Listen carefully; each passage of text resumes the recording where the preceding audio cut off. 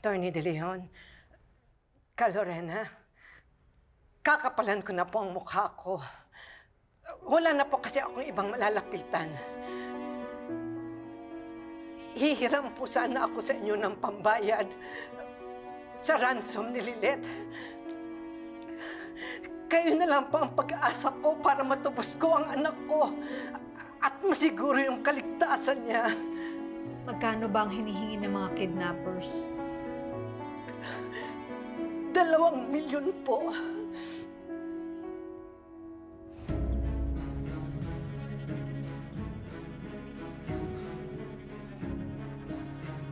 Miss Matias, gusto ba namin kayong tulungan? We just don't have that kind of money right now.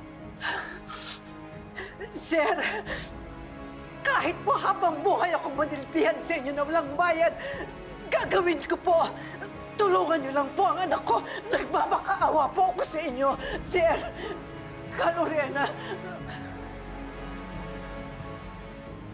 Cons, baka naman pwede muna natin gamitin yung contingency funds ng law firm. Lilith is one of us. Hindi natin siya pwedeng pabayaan. Are you serious, Lorena? You know we're in the middle of a financial crisis dito sa law firm natin.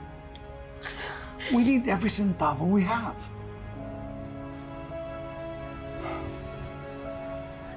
Miss Matias, even if I wanted to save Lilith, my first responsibility is to my law firm. Pasensya na po kayo. Wala talaga kami perang maipahihiram sa'yo. The only thing we can do is to have our negotiations expert strategize with the authorities for the negotiation and eventual release of Lilith. And only if that's the feasible direction to go. I hope you understand. Now, if you'll excuse us, may meeting pa kami ni Lorena. Let's go.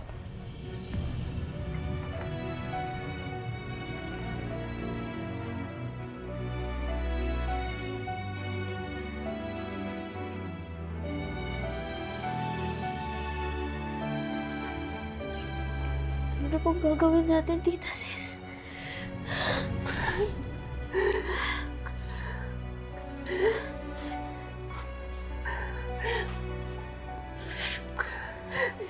Isa na lang yung solusyon na naiisip ko. Ano po yun?